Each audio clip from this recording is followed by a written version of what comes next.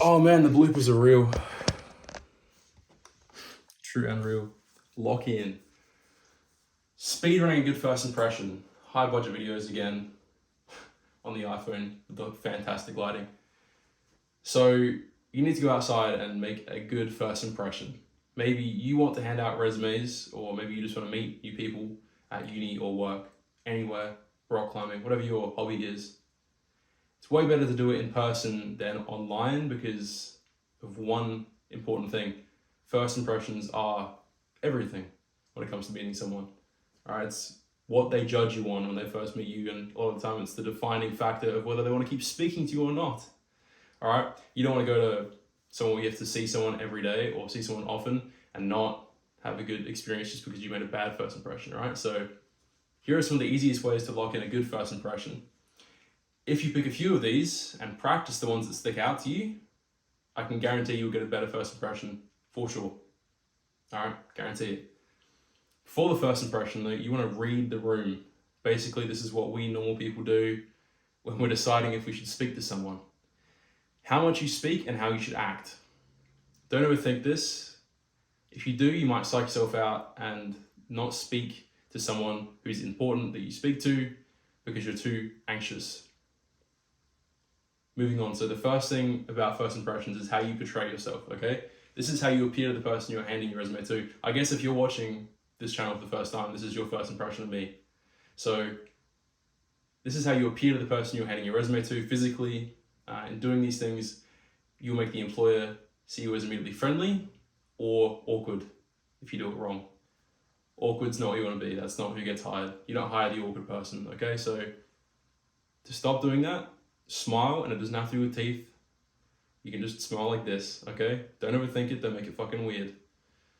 Be confident with eye contact, okay? You don't have to keep it on for too long, but just be able to look at someone's eyes for more than a second, and then you'll be fine. Keep your chin up and your shoulders back. There's endless amounts of psychology to back this up, basically. Doing this makes you more confident. It's blah, blah, blah. I've gone into it previously, but it's very important. Okay, if you're more interested in doing that and learning more about that, do some research on it because it's fascinating, to be honest. Besides that, moving on. Like it or not, everyone judges a book by its cover, okay? Everyone does it. And it's usually within the first few seconds. It's human nature, bro. It's just what happens, all right? That's pretty much the first part of a good first impression. Number two is how you talk to someone who's in front of you. Before you talk though, I want to talk about listening. Walk the listen, don't walk the walk, okay? Listen more than you speak. Listening to people and what they have to say is important, and it's in the book How to Win Friends and Influence People, which is on the table just there. It's in part 2, chapter 4, and basically listening makes you a higher value person to the other person because they know that you're interested in listening to what they have to say, and it lets you know if you share the same interests as them. This is really important, you can imagine, for your boss or your employer because you decide if you can get along with them very easily for you, because that's also important with where you work, and also they're going to like you more, right? Same goes with meeting new people in general, no matter where it is. Usually it's best to speak after they're finished talking because of those reasons. The caveat to this is sometimes you'll have to carry the conversation. Like when you're trying to build attraction between someone and yourself, if you're immediately attracted to them and they are less interested in you, you'll have to carry the conversation more, put more effort in. That's completely normal. The next thing is ask how they're going and then compliment them. More difficult than it seems, but it's easier the more you do it.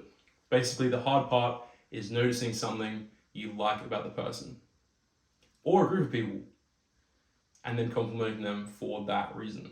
Usually the most safe things to compliment about someone are what they're wearing, like their clothes, if you're into that, their jewelry, if they're wearing a necklace or rings, that sort of thing, the size of their muscles, if they're a guy or a girl that goes to the gym or just is athletic, their tattoos. You gotta be creative with this. Really pick what you like about the person and then compliment them on that. You don't have to make it creepy though.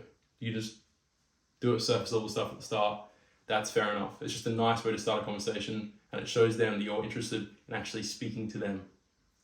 The only way you can fuck this up is if you compliment something about them that you don't really like, because people can see through bullshit. If you're trying to get something from them, generally they'll be able to see through it. The magic word here is honesty and sincerity, okay? And the final thing for how you talk to someone and make a good first impression on them based on that is be reasonable and lighthearted. For example, when I was handing in resumes recently, I would say I'm available all the time. Saturdays, Sundays, public holidays, 1 a.m., and that smile at the end, which would make things way less tense in general for the entire conversation and make it much more bearable. If you want to say something for handing a resume, and you could always say something like, my only downsides are my always free trial shift availability, that sort of thing. Like, you have to be creative with this and make up your own, but if you can do it, it'll go off pretty well and it'll make a good first impression. That one in itself is capable of making a good first impression above anything else, probably. It's like the power move. Doing this sort of lighthearted, making a joke out of it, helps the person know you're an actual human being and not a robot. The next thing, okay, is building trust with the person that you're talking to. This is the final thing that I'll be talking about with building a good first impression and making a good first impression on the person you're speaking to. Basically, it's building trust. Touch. This is the first part of building trust with someone. To touch them. Not in a weird fucking way. Let me rephrase, okay? Along with being lighthearted comes touch. If you're introducing yourself into a situation that isn't at work, it's pretty easy to let the other person know they can trust you through touch. A touch like a high five or a handshake is completely fine. Touching has the weird effect of making someone trust you. It's happened to me before, and I've done it. It's a pretty effective way. And it's a pretty important way to warm up to seeing your friends when you see your friends for the first time. As long as you're not on like Discord or online or something like that. The next way you can build trust with someone is through showing values. Another way to build trust is to have a good idea of what you value, and what you want to share with the person. This happens in a few different ways, right? So if it's in front of new friends, you can talk about what you're interested in, like what you do for hobbies, that sort of stuff, or what you're passionate about. And if it's to cold approach someone, then you can treat it the same way. Cold approach being someone you completely don't know in a random environment, you can treat it the same way. This comes after the end, talking about your values, because you're sort of past the point where you're introducing yourself and the point where they've sort of recognized what you're trying to do, I guess. If it's an employer, it can be talking about what qualified you for the position that you're applying for, right? Does that kind of make sense? What this looks like. So when I was doing this last week to my success, I'll show you what I would say to employers when I would hand in my resume. I'd be like, hey, your tattoos are cool.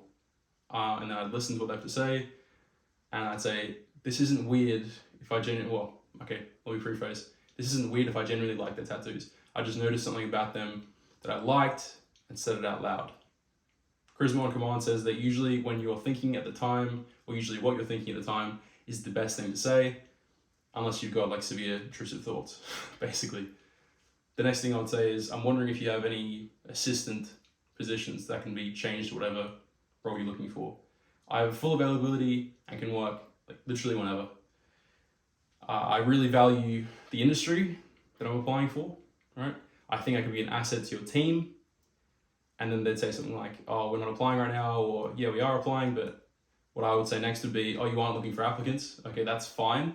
Can I leave you my resume just in case you have any openings at all? I have full availability, including like Saturdays, Sundays, public holidays, 1 a.m., right? That's where I put it in there. And usually that would make the mood much lighter. Next, they'll usually ask you to apply online if it doesn't work in person, or you'll wait to hear from them. I actually called these places back a few days later, all the places that I was really interested in, and at least half of them said they were really interested in meeting me for an interview because of this. But the reason I know that I left a good first impression was because a few days after, when I was making these calls, I handed my resume into one of the places I wanted to work at the most, and they said something along the lines of, I liked your vibe the other day when you came in. Do you want to come in for an interview? That's how I kind of know it works. Courage can change the outcome, especially when it comes to making first impressions.